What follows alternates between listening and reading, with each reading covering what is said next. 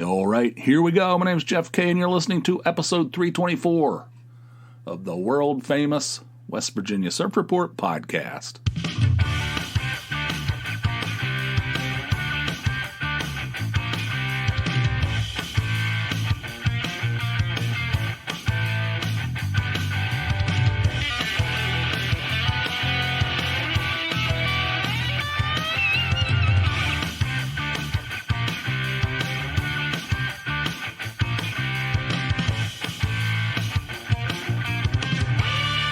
Good boy, my ass. 324. Man, that's a lot. That's a lot of nonsense piling up. But anyway, hope you guys are doing well. I'm going to quickly, in this one, I'm just going to quickly tell you about about our trip to Myrtle Beach. I wrote down some notes. I didn't do a very good job of writing down notes while I was there, so I'm trying to reconstruct this trip in my head. There's all kinds of stuff I could talk about, but I'm just going to have some highlights written down.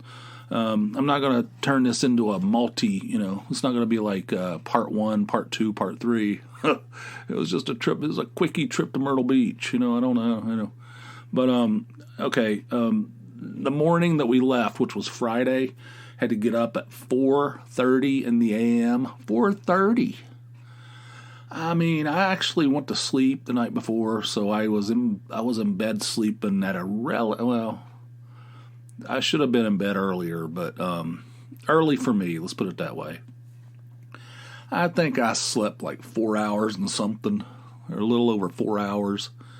Not enough, but the goal was to leave our house at 6 o'clock. That's 6 a.m. What the? And we did. We left at 6 a.m. So we drove down the turnpike. It was exciting, although there's all kinds of shit hanging over our heads down. You can't do anything. You can't just go on vacation and just completely enjoy it because there's always like concerns and worry, But anyway, we drove down. We're excited. We're super excited to get this time away, and both of us have earned it. You know what I'm saying? And so we drove down the Pennsylvania Turnpike, which is, by the way, America's first superhighway, according to the sign up there. Whenever I get on that thing up here at Clark Summit, it says that America's first superhighway. But anyway, so there's a tunnel at some point down there, and it basically just drives straight through a mountain. It has 2 lanes going in one direction, 2 lanes going the other direction, and one of the openings is round, and one of the openings is square. That bugs me. I don't understand why they did that. A round opening on one side, square opening on the other side. What's the story with that? But anyway, but as we approached this tunnel, it started getting dark. There was a ton of fog. And I couldn't even see until we were right up on it. It was so foggy you couldn't even see the mountain that you were going to drive through. So, but we went into the tunnel. It was dark. It's like, what in the? It looks like it's like middle of the night almost. And we drive through this tunnel, and we come out on the other side. Bright sunshine, no fog. The sun is like. It's like bright sunshine. I went from, it felt like it was like dusk, and it came out and I needed my sunglasses. Like, how in the hell? It's like we're doing time travel or something. So we go to the airport in Allentown. Tony gets pulled out of the TSA check. 5 years ago, approximately, we were in Myrtle Beach with the kids. And the kids bought a bunch of fireworks because they were, that's what kids love. And then, there was like a big brick of firecrackers that were left over. And she was messing with them. She goes, I'm just going to leave them down. We can't take them with us, obviously. We're getting ready to leave. We're getting ready to come back home. And there's like this brick of firecrackers that the boys had bought. And she goes, I'm just going to leave them down by the pool. I said, what if some kids get it? I said, you can't do that. So I don't know what she did with them. I don't know. I think she took them down to the office or something. I don't know what she did with them. But she was handling those firecrackers. Then we went to the airport, and she got yanked out of line. And they thought she was like muling explosives in there. They thought she was the American Taliban, and she got pulled out of line. They put like all kinds of chemicals on her hands and stuff. And that was like 5, 6, 7 years ago. I don't know. She thinks it was like 5 years ago. Something in that neighborhood. Every single time we fly, without exception, she gets yanked out of line, and they give her like a full pat down. They put those chemicals on her hands. She is flagged in the system as you keep an eye on this one. It's like unbelievable. It's like every single time. So I don't know how do you get that check mark, that black mark, erased from your name? Is this going to be forever? You ever heard of this before? She's pretty sure. We're pretty sure it was because she was handling those firecrackers. Well, anyway, so she got yanked out of the line.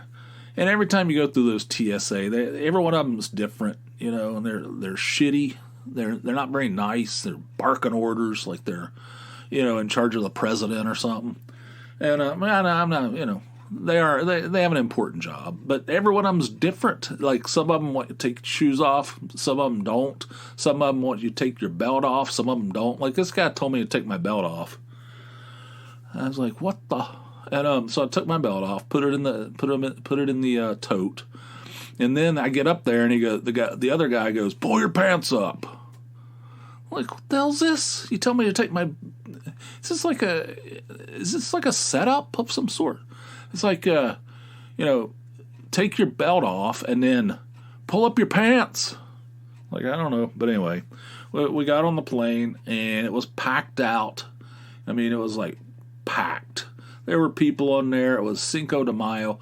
There were people on there wearing sombreros, and people were like hooting and hollering.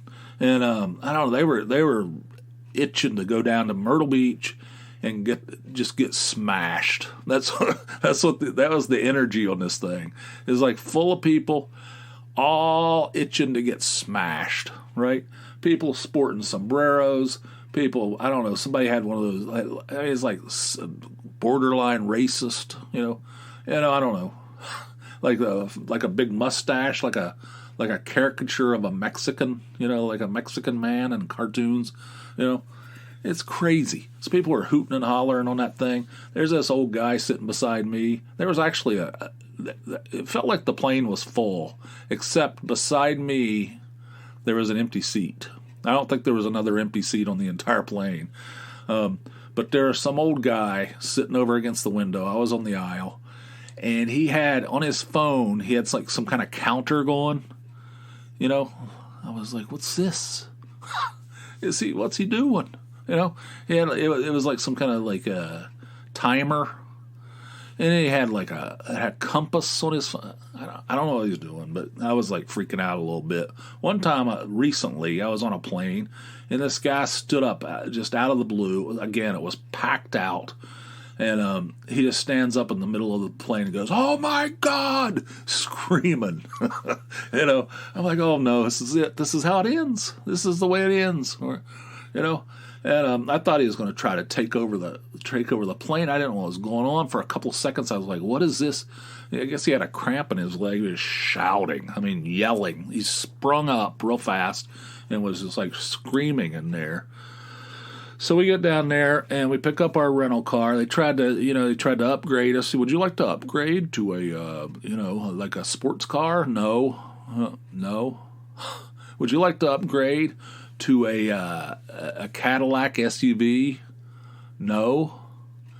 Just give us our car. What is this? What do you mean, McDonald's? Would you like to supersize? Would you like to supersize your rental car? No. It's already freaking expensive as hell, and they put a $250 hold on your credit card because for, I don't know, security, I guess. But and it was expensive. So anyway, we got our rental car. It was early in the morning. It was like 10:30 or something. We made our way down to the what is it called? Blueberry Grill, which is our favorite place to have breakfast down there. And we had breakfast. We sat outside. It was beautiful. I mean, it couldn't have been better. Bright sunshine. It was warm, but it wasn't like hot.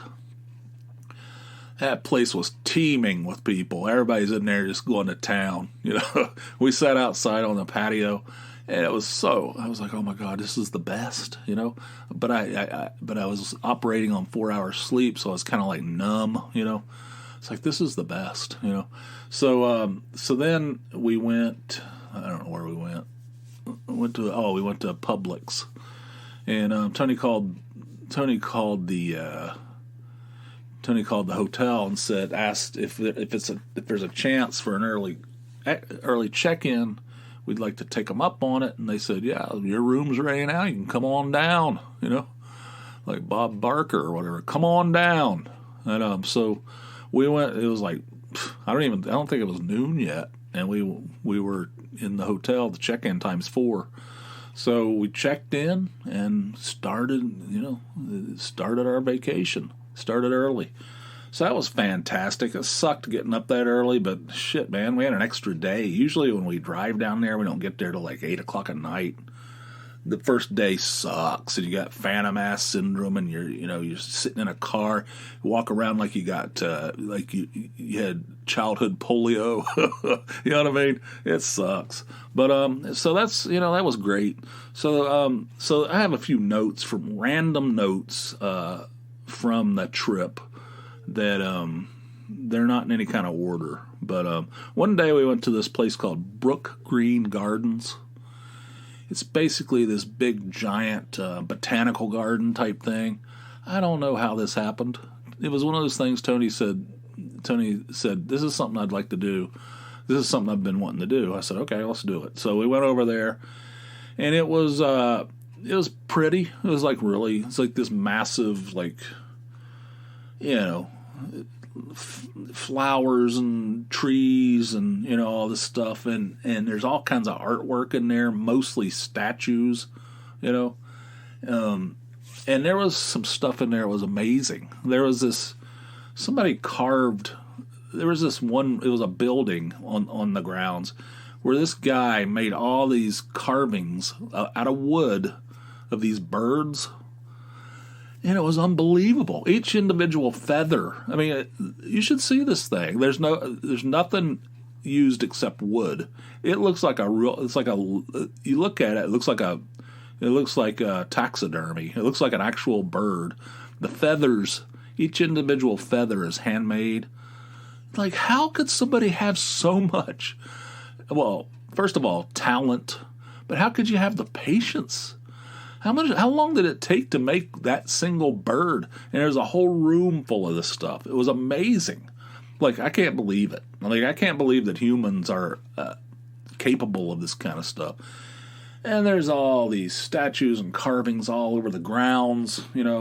There's this. We walked through this one thing. There was this statue called Boy and Squirrel. That was the name of it. It feels like it was from it was created in the 20s or maybe the 1800s. All this stuff is like really old. And there was it was a statue of this. It said Boy and Squirrel.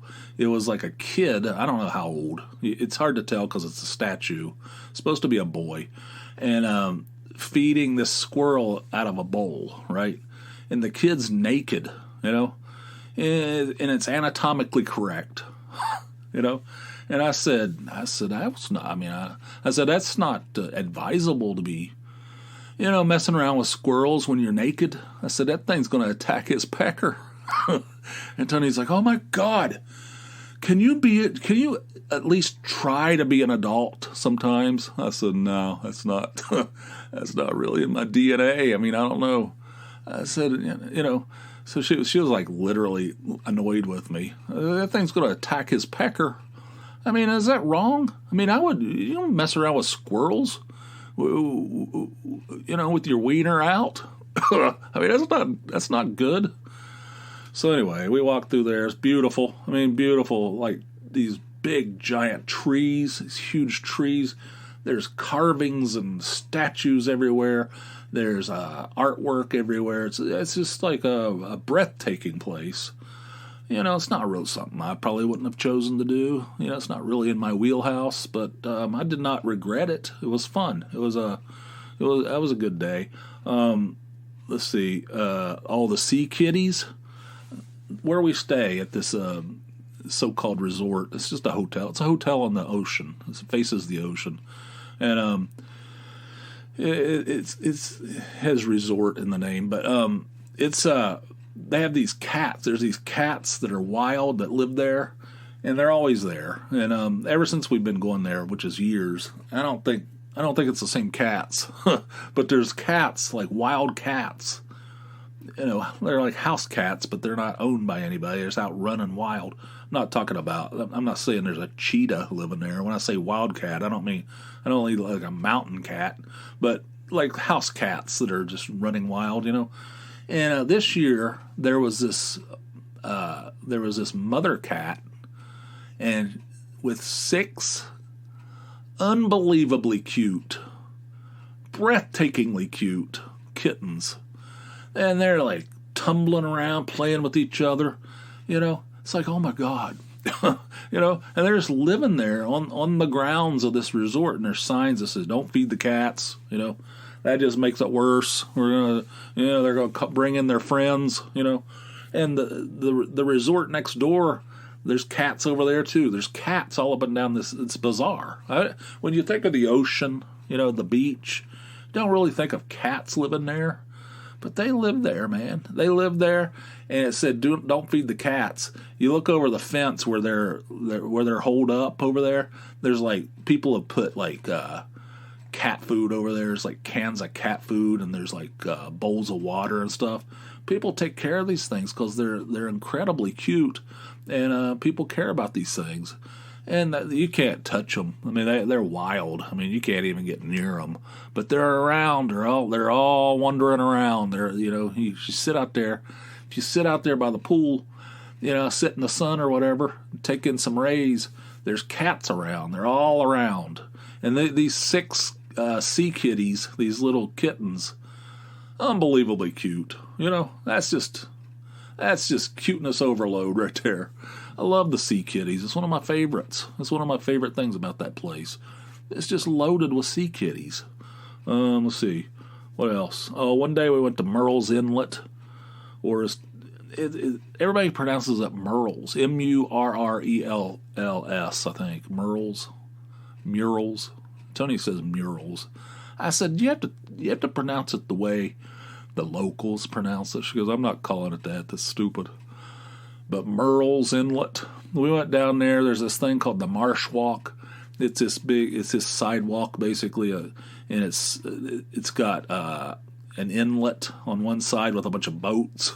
There was this boat. There was one of these party boats where you sit on the thing and you pedal it. You pedal the thing. It's like it had like a lineup of women wearing ridiculous hats. They were celebrating something. I don't know. So it was like, I don't know, it was like 8 women, I think, sitting on one of these little paddle boat type things. And it's loaded. It's got, in the middle of it's got just like coolers full of beer and stuff, alcoholic beverages of some sort. And they're blasting music. And they're like out there singing along. They're playing Sweet Caroline, and they're all like waving their arms in the air. And they start paddling, and they take off. We're sitting there watching this spectacle, and they get, I don't know, a few yards, and the guy's like, all right, the thing's going so slow, they're paddling, but he goes, I'm just going to turn the motor on. So the paddling part was disengaged, and they took off, and I was like laughing because they were all drunk already. They hadn't even left the dock, and it looked like they're all rip roaring, right? So then we walk down, there's all these bars and restaurants down through there, and there's the water on the left side, there's all these bars and restaurants on the right side, and they all face the ocean, face the water, and it goes on and on and on. It's a cool place, and so we went to this, I don't know what it's called. It's called the Inlet Beer Garden. We had a couple of local beers. It was really good. We had some pretzel bites, as an appetizer. Sat there and just looked out at the water. And there was this bigger party boat called, I don't know, it's called Pie-Eyed Jacks or something. I don't know. But that other one was just like this little small little thing. This thing's like a full-blown double-decker boat. You can go on that thing and get rip-roaring drunk, too. And it costs $25, but then the drinks are not not included. Because we were talking to some old lady. She goes, "You ever been out on that thing?" I said, "No." So I've never been here before. She goes, "Oh, we went out on it last night. Had so much fun." I said, like, okay.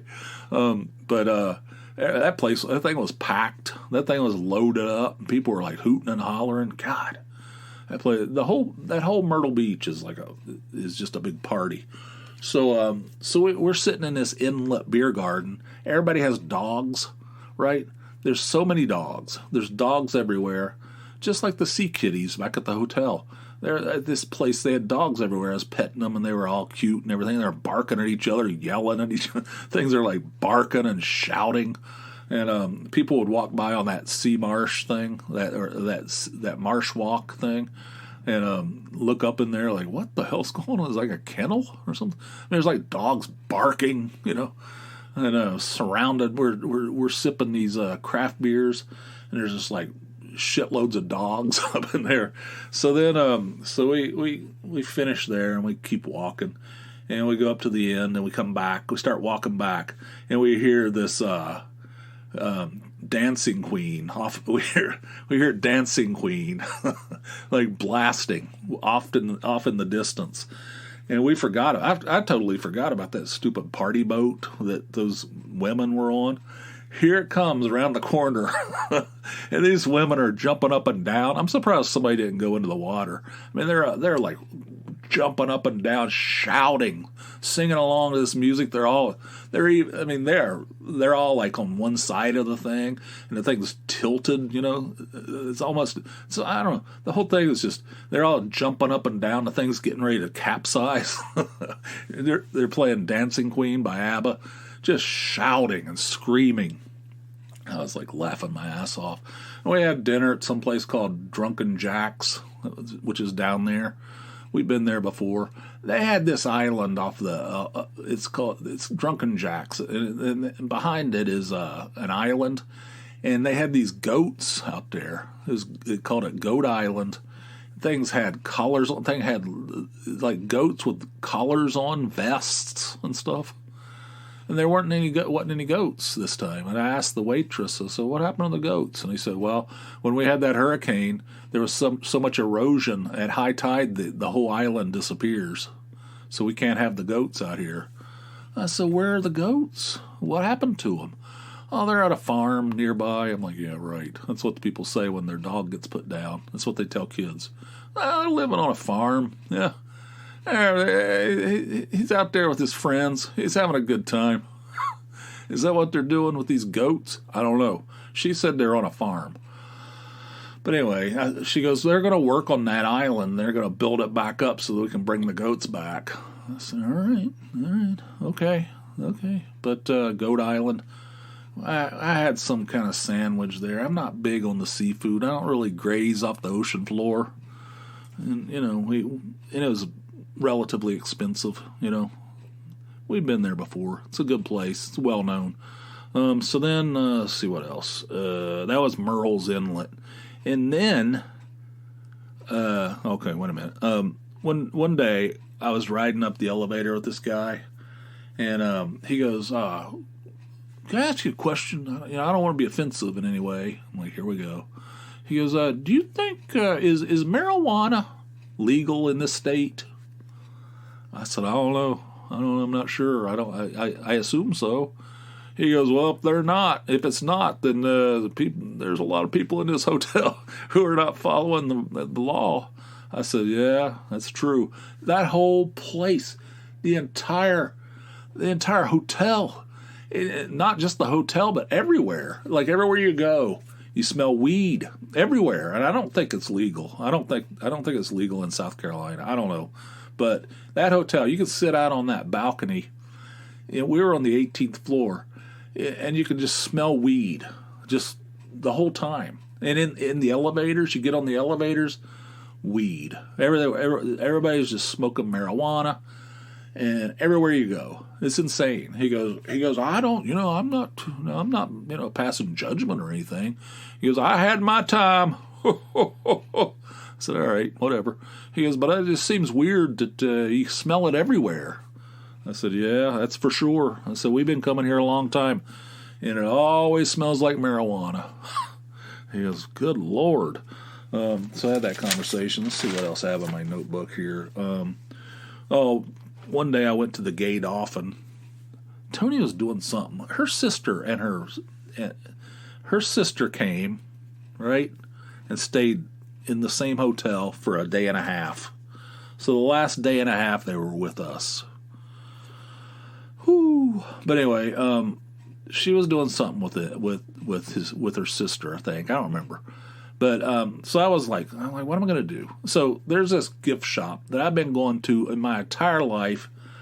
Tony absolutely hates it. It's called the Gate Often. And it's been around since, I don't know, like the 40s, 50s. I don't know. It's really old. And it's huge. And it's like packed to the gills. You can go in there. They have stock on the shelf in there from the 60s. It's still in there. It's still sitting there. And they just keep adding more and more. It is packed out. It's hard to even walk through there, especially a man of my size. And but I love going in there because you don't know what you're going to find in there. I mean, it is like an unbelievable place. I've bought a lot of interesting shit in there, right?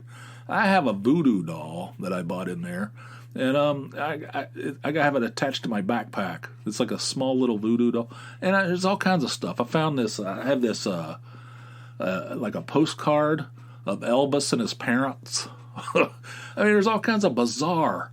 Like, what the? And it's huge and it's sprawling. It just goes on, and I love it. I love going in there. Tony cannot stand it. I said, well, I'm going to go downtown. I'm going to just go walk around downtown for a couple hours before we go to dinner or whatever, because I had time to kill. And I went down there. I went in the Gate Often and walked through there. Didn't really see anything. It was kind of crowded, And I walked around down there. I went into the old arcade and, where they have the old vintage games with the old baseball games and stuff that I always play. I've been playing since all my life. Walked down on the boardwalk area, and killed some time. Everything smelled like marijuana, by the way. And the Gate Often, for whatever reason, I have to go there. I go there every time. Tony can't stand it. Cannot stand it. I didn't buy anything. The only thing I spent down there was $2 for parking at a meter. It was kind of a waste of time. When we were getting our rental car, there was some woman goes, she was talking to one of the workers, and she was talking to a security guard. She goes, I cannot believe how friendly everybody is here. People are so friendly. And the guy goes, you must be from Pennsylvania. He goes, how did you know that? She goes, how did you know that? He said, well, we hear that a lot. And when people say that, they're almost always from Pennsylvania. I was like, yep. Yeah, it's culture shock, man. Well, I went back after our trip. When we came back, I went to the grocery store to buy a couple things, and they were bitchy. It's like, oh my God, we're back. This is why is everybody to be so shitty all the time? Really, like, just a frown on their face and all this stuff. But anyway, yes, I thought that was hilarious. She goes, the guy goes, you must be from Pennsylvania. People are so friendly here. You must be from Pennsylvania. It's like the biggest contrast. Pennsylvania, the attitude of these bitter kielbasa eaters versus South Carolina. it's a stark difference. Stark. Let me see. What else? What else we do? Oh, we went to this place called Grand Strand Brewing with Tony's sister, brother, brother-in-law, all that, and the four of us. We went to this place, Grand Strand Brewing. It's a brewery, and there was a live band playing there. It was a Grateful Dead tribute band. And it was freaking loud, and it was right outside the door. The doors were propped open. We were inside, but they were playing outside. There's a bunch of people out there doing that weird hippie dance, that hippie dance that they do. And they're up there playing. I mean, I guess they were good. I don't know. They were called Thursday Dead or something like that. Thursday Dead, whatever the hell that means. And they were good, whatever. But there was a big crowd there, and people were like out there, grooving in the hippie, doing those hippie movements, And but it was so loud we couldn't even hardly talk. And so there was a bunch of dogs in there too, dogs everywhere, just lousy with dogs. And so we did that one day, and Tony was kind of pissed. You can't even talk. We go to these places, and I don't like, generally speaking, I don't like when it's super loud. I want to go, if I'm going to go have a couple beers or even go to dinner, I want to be able to talk to the other people in our party. And I don't want to be in the middle. I don't want there to be some gigantic, like Marshall Stacks, blasting trucking or whatever the hell, box of water or what was that thing called? I don't know. I don't know too much about the Dead. But I don't like that. So, she was pissed. It cost like a fortune, But we ate dinner there, and the food was, it wasn't terrible, but it wasn't great. Then the bill came. I was like, holy shit. What the hell's that?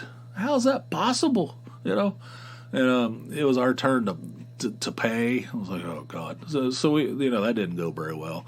But after the band finished, we went outside and, pet the dogs, had a couple more beers, and, it was all right. Let's see, what else? Is there anything else? When we were flying back, when we were landing, after we landed, the pilot gets on the loudspeaker on the phone, on the plane, and goes, "Ladies and gentlemen, welcome to paradise, Allentown, Pennsylvania."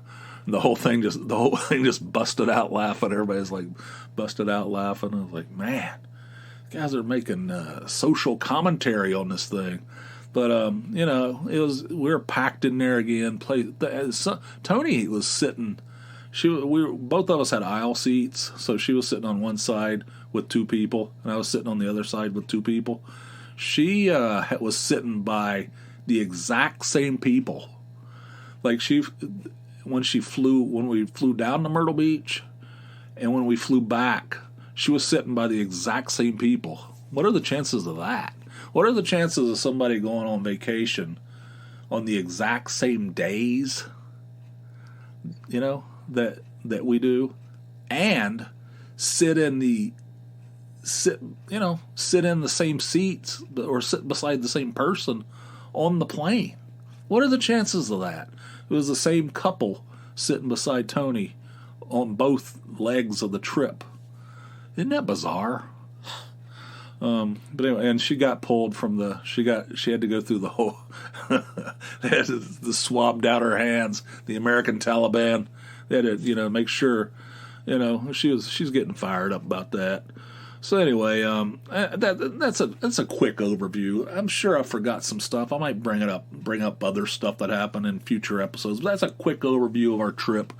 Hope you enjoyed it. I do have a couple calls that came in, and I'd like to get those. I'd like to share those with you as well. This first one is from Scott in Jersey, and here it is. Hey, Jeff, this is Scott in Jersey. Love the show. Long-time listener, third-time caller. I wanted to share some thoughts about what you were talking about, living in two worlds with the 8 tracks. Back in the day, I had a car that needed a lot of work done, and the guy that fixed was a shade tree mechanic, so he wasn't really in a rush to get it done. He loaned me one of his cars for the 2 weeks or so it took him to get it done, and there was an 8-track player in the car. I did happen to have a Clash 8-track. I think it was even London Calling, and I had the first Devo album on 8-track. But my favorite one was one that he left in the car. It was a bagpipe music 8-track. It's really cool pulling up to a intersection with bagpipe music blaring out the windows. Also, in the later 80s, I was working at a music store, like you did as well, and it was 88 or 89, and somehow, maybe they were in the warehouse or whatever, we got a box of 8-tracks. It was Bruce Springsteen's The River album. And the kids that hung out at the mall had no idea what an 8-track was. They're like, "What's that? It's so big." And this one kid says, "Did Bruce Springsteen put out a video game?" So that's a fun memory of 8-tracks. That's my brush with them. Figured I'd share that with you and everybody. As I say, love the show. Keep up the good work, and I'll keep listening. Have a great day. Bye. Yeah, I mean, 8-tracks. When I was a kid, when I was young, 8-tracks were the thing. That was a very popular format for music. And I remember at the very end, before cassettes took over, there was that late 70s. You can probably find Ramones, like first early Ramones albums on 8-track, Sex Pistols, the Clash. That's bizarre to me. You get the Sex Pistols, never mind the bollocks, on 8-track. Those things suck. I talked about it in that episode Scott was referencing. Those things are a piece of shit. It's like the worst format ever. Cassettes were 1,000 times better. They even sounded better.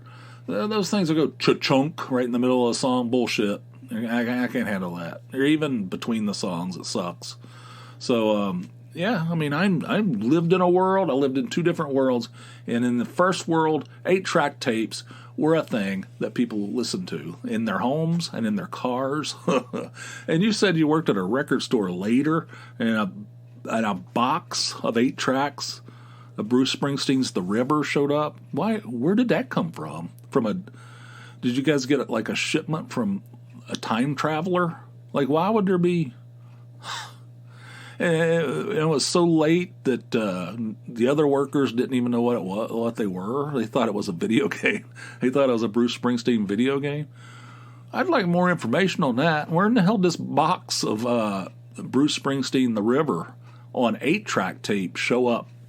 Was the thing lost in transit from 1980 or something? I don't understand. That seems bizarre to me. But yeah, I lived in that world. Those things weren't very good. They sucked. I have a whole bunch of them. I bet you if one of these days I'm going to go through those boxes in the basement. I guarantee there's a bunch of 8-tracks down there, unless Tony sold them. She had various yard sales throughout the years, especially when we were in California. She probably sold them off, I don't know. Well, but I had a bunch of them. I'm reasonably sure I still do. But I'm not sure. But the bagpipes music, yeah. You're like cruising down the road, blasting a bagpipes 8-track. That'd be a way to impress the ladies. Yep. Thanks, Scott. I appreciate you calling in. This next call is from my old friend Tim back in West Virginia, and I've known him since like 5th grade, I think. He's the guy who, in that episode I was talking about the movie theaters where we were throwing hot dogs, and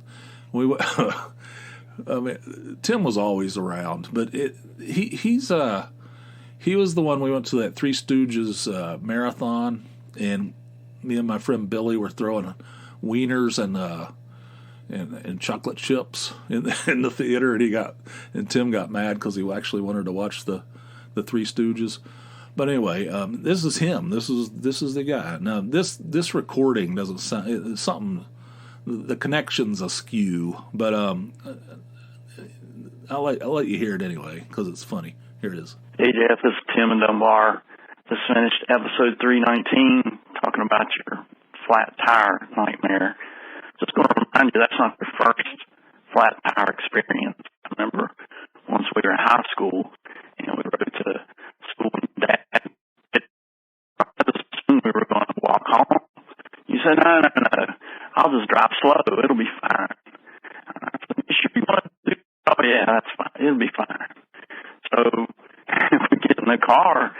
Before I know it, you're going like 40 up Dunbar Avenue, and it's making a noise like a soup can in a garbage disposal. And I glance over at you, expecting to see the same terrified, shocked look that I'm feeling, and you're just in the radio volume, not a care in the world. And I glance in the side view mirror, and I can see sparks flying behind us. And but I guess you knew what you were doing. We made it home. But I just wanted to remind you that maybe you were so cool and calm with this flat tire because you've been down this road before.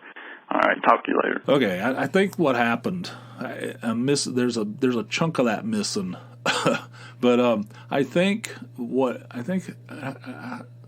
happened is we were leaving high school and had a flat tire on my car, and I just drove all the way home. I drove all the way home on it. I drove home from the high school on a flat tire. And he said that there's like sparks. And I was going 40 miles an hour. I don't know. Okay. I mean, tell you the truth, I don't really even remember that. So that's how troubling it was to me, but, that's hilarious. But Tim was always, he was the voice of reason. He was the voice of reason amongst in a sea of knuckleheads, right? And his point of view is hilarious. So it cracks me up. Hilarious. And thanks, Tim, for calling in. Sorry that recording isn't very good. I don't know what's going on with the phones, but I do appreciate you calling and call again. I like your point of view on these things. You remember all this stuff. You were there. You were there for most of this stuff, and I always enjoy your point of view on it. So thank you both. Thank you both for calling in. I appreciate that. And if you want to call in to a future show, the number 570-290-8151. Give me a call round the clock, and you'll almost certainly be You'll almost certainly be part of a future show. So give me a call. Also, if you want 2 of these episodes a week instead of a measly one, Patreon.com is the place to do it. Patreon, that's Patreon.com/Jeff K. Sign up for a $4 or more monthly donation, and you'll get an extra episode every week. Not every month, not every once in a while. That's for suckers. Every week. So do it up. Patreon.com/Jeff K. And SurfReportPod.com is the website for the podcast. The website for the website. No, for the podcast. So check that out as well. And we're at the end of this thing. I hope you enjoyed it. I will see you soon over on the Patreon side. And until then, you guys have yourselves a fine, fine day. I'll see you. Bye.